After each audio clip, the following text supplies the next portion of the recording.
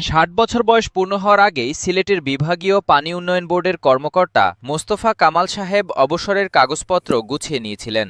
২৫ বছরের চাকুরি জীবনে দেশের নদ নদী ও বন্যা নিয়ন্ত্রণে কাজ করেছেন, ছেলে মেয়েদের মানুষ করেছেন, ঘর বেঁধেছেন। অবসরের পর ভেবেছিলেন পেনশনের টাকায় শান্তিতে কাটবে বাকি জীবন, কিন্তু অবসর নেওয়ার ৭ মাস পরেও পেনশন শুরু হয়নি। বিভিন্ন দপ্তরে দৌড়াতে দৌড়াতে জুতার শুকতোলা ক্ষয় হয়ে গেছে। কাগজ নেই, স্বাক্ষর নেই, অনুমোদন নেই, এই অজুহাতে মাসের পর মাস ঘুরছেন। মোস্তফা কামাল সাহেবের এই গল্প বাংলাদেশের হাজার হাজার অবসরপ্রাপ্ত কর্মচারীর চেনা গল্প। নবম জাতীয় পে স্কেল বাস্তবায়নের প্রেক্ষাপটে পেনশন ব্যবস্থার এই প্রশাসনিক জটিলতা, দুর্নীতি, ডিজিটাইজেশনের চ্যালেঞ্জ এবং বাস্তব মানুষের যন্ত্রণার গভীর বিশ্লেষণ আজকের প্রতিবেদনের মূল বিষয়। পেনশন পাওয়ার আনুষ্ঠানিক প্রক্রিয়াটি একজন সাধারণ কর্মচারীর কাছে একটি দুঃস্বপ্নের মতো মনে হয়।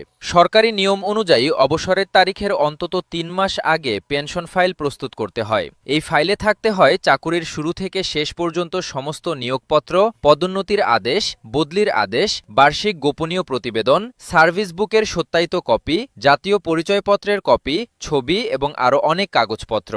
একজন কর্মচারী যদি ক্যারিয়ারে ৫ বা ১০টি জায়গায় বদলি হয়ে থাকেন, তাহলে প্রতিটি জায়গার কাগজপত্র সংগ্রহ করা রীতিমতো গোয়েন্দাগিরির মতো কাজ।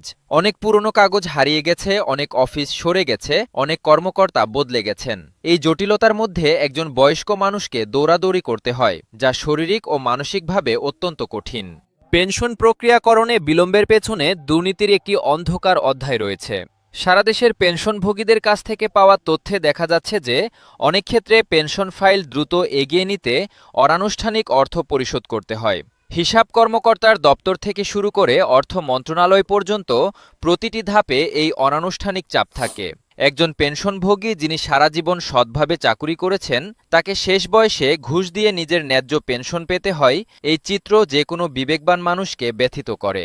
রাজশাহীর একজন অবসরপ্রাপ্ত কর্মচারী নাম না প্রকাশের শর্তে বলেন, পেনশন পেতে তাকে একটি নির্দিষ্ট পরিমাণ অর্থ দিতে হয়েছে, না হলে ফাইল বছরের পর বছর পড়ে থাকত।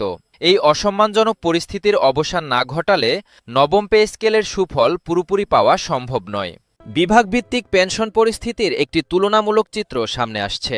ঢাকা বিভাগে যেসব কর্মচারী অবসর নেন তারা তুলনামূলকভাবে দ্রুত পেনশন পান, কারণ কেন্দ্রীয় হিসাব দপ্তরগুলো এখানে অবস্থিত। কিন্তু ময়মনসিংহ, রংপুর বা বরিশাল বিভাগের দূরবর্তী উপজেলায় কর্মরত কর্মচারীদের পেনশন পেতে অনেক বেশি সময় লাগে। পার্বত্য চট্টগ্রামের দুর্গম এলাকায় কর্মরত কর্মচারীদের জন্য পেনশন প্রক্রিয়া সবচেয়ে কঠিন। সড়ক যোগাযোগ দুর্বল হওয়ায় কাগজপত্র সংগ্রহ ও জমা দেওয়া দীর্ঘসূত্রী প্রক্রিয়ায় পরিণত হয়।